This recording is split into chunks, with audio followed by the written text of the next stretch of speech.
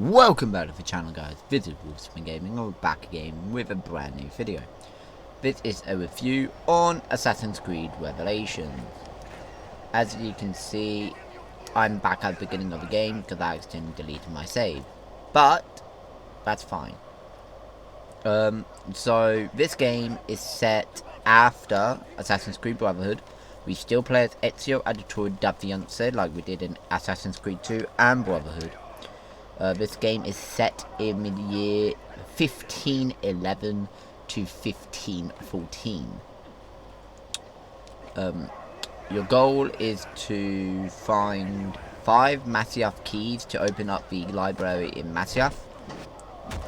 That was left behind by the great Altair Ibn Lahed, who you play as in Assassin's Creed 1, and there are 5 missions in this game where you play as Altair Ibn Lahed, who is an assassin from the Crusades, set in Acre, Masyaf.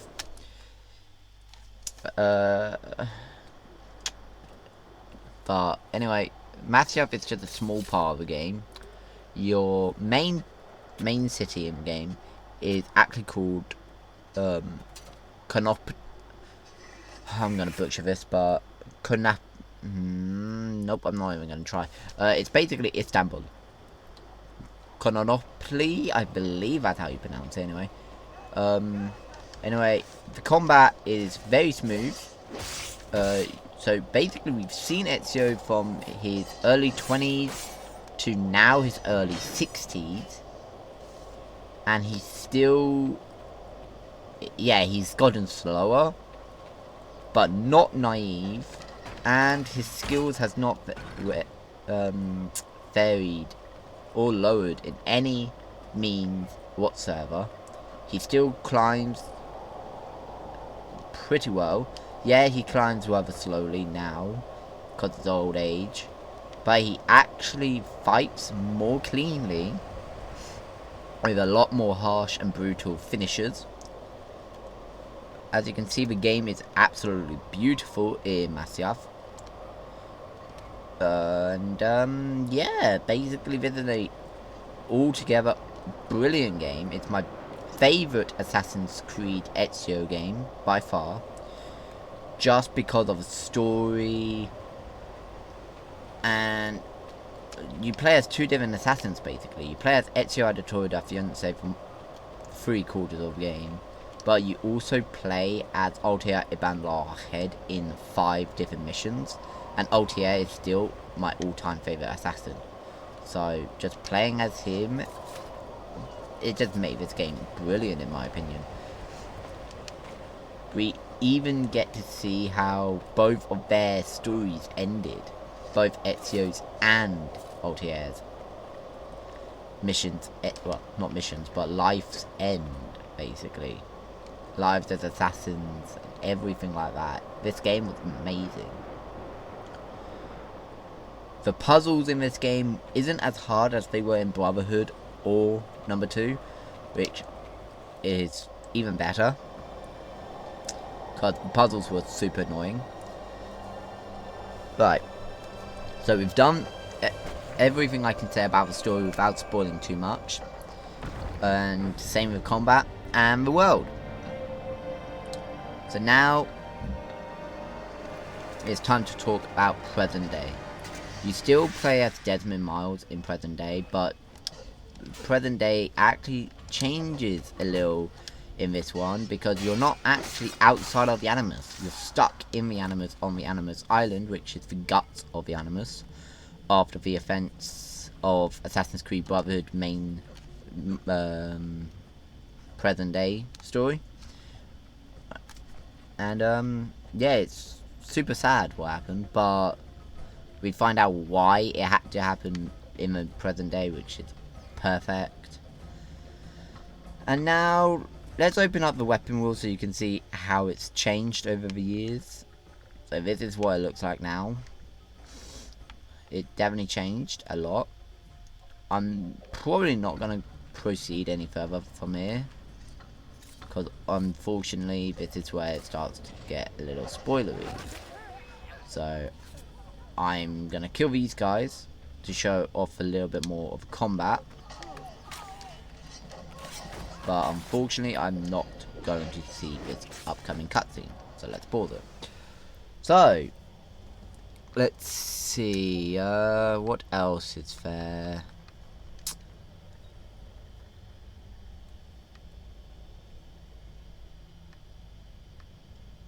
Huh. Interesting. Did not know we had these. I played through the entire game without realizing. So yeah, that's basically everything about the main stuff I can say. Let's now talk about the worst parts about the game, because yes, there's worst parts. There's literally only 22 viewpoints in the game, which is shit, to be honest. Because unfortunately the world is kind of large, but unfortunately there is literally, like I said, 22 viewpoints in the entire game. Which, come on, there should be more. But there are worse things than that. There is something in the game called Desmond Journey missions on the Animus Island, which are absolutely shit. It's literally first person platforming puzzle type of missions, and there are literally 5 of them.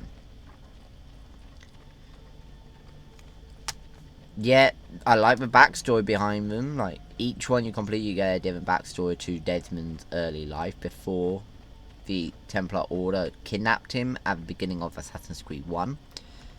But the worst part about it is they made an entire DLC called The Lost Archive about Subject 16. I was super excited when I found that out. But then I was disappointed when I found out that it was the exact same thing as the Desmond Journey. First person platforming puzzle game. And there's only 7 missions which take only 1 hour to do.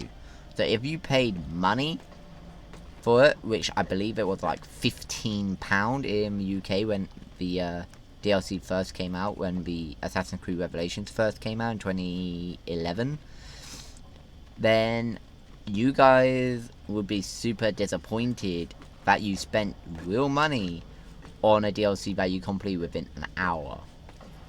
It was super shit, super tedious, and annoying as hell. So that's everything I can say about the game in total, except for the fact that there is a lot of customization you can do to Ezio's armor and robes, even his weaponry. Everything changes in this game.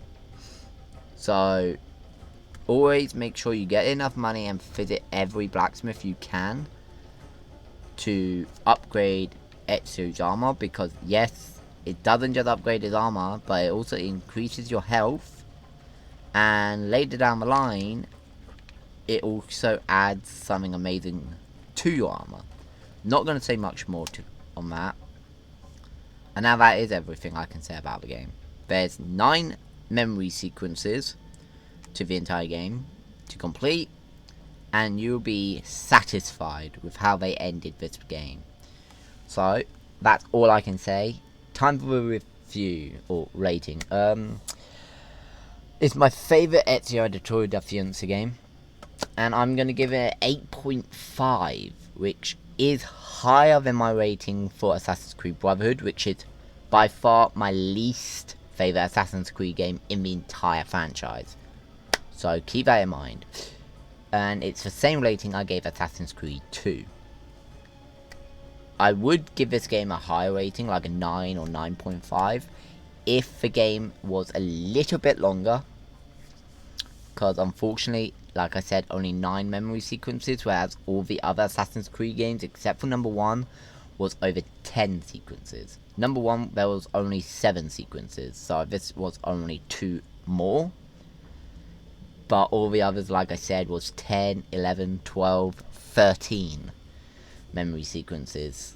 That's all I can remember. So, yeah, hopefully you guys enjoyed this review. If you did, hit the like button, turn the notification on, join WolfbaneGame by hitting that subscribe. If you want to see all the walkthroughs I've done on all the Assassin's Creeds up to this point, there's a link in the top right corner of this video to the playlist.